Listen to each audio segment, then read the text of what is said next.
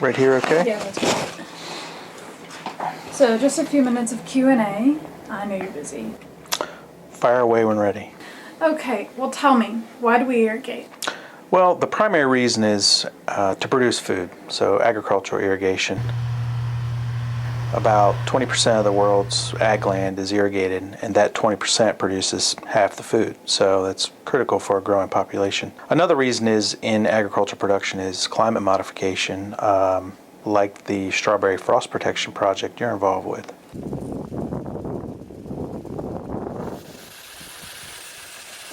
Right, we're trying to figure out if we can irrigate better. That's right, we're trying to make irrigation more efficient. Is that yours? Yes. Do you mind? Not at all.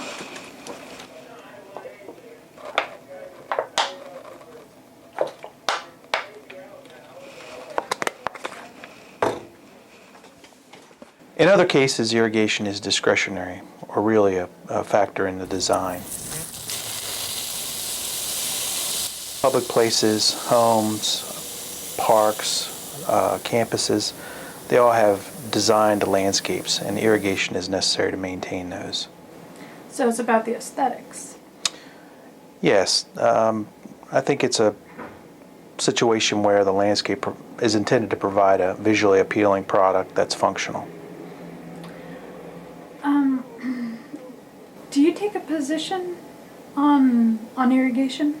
A position? No, as researchers we don't take a position. We deal in facts.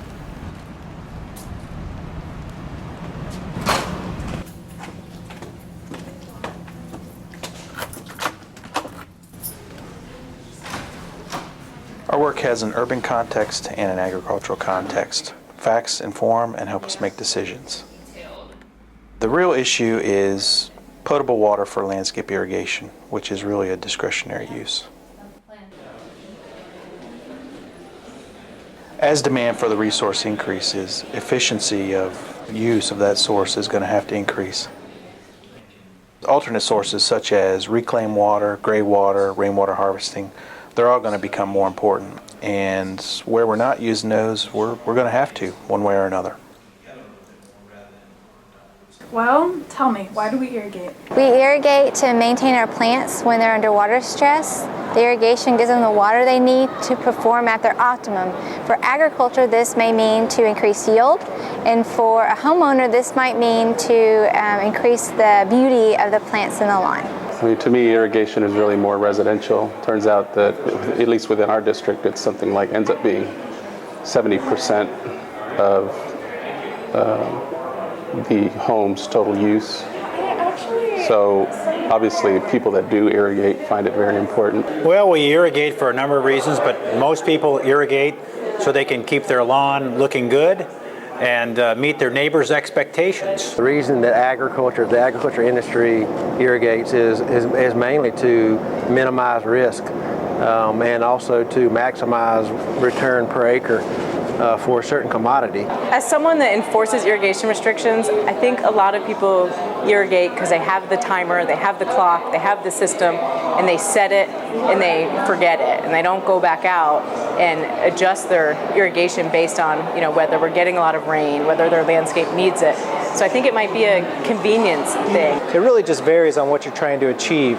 So if you can tolerate a little bit of brown, tolerate a little bit less vigorous growth, you might not need to supplement with irrigation, but if you want to have the best looking lawn on the block, or you want to make sure that your garden or your vegetables grow to their fullest and produce some really good ripe tomatoes, we can help them perform at their peak. And so there's a lot of different reasons we irrigate, but ultimately it's to enhance our lives through green space. I think in general as Floridians, we irrigate because that's what we've always done. I think you look at your neighbor's home, I think you look at the adjoining neighborhood, and I think everyone else does, and so you feel an obligation to keep up a certain appearance. You feel an obligation to keep it up for your neighborhood, for the value of your home, and I think you also feel an obligation just because it's what you've known for a long time. So I think we have this culture where folks just assume that's what they're supposed to do. Why do we irrigate? My answer is the illusion of water abundance.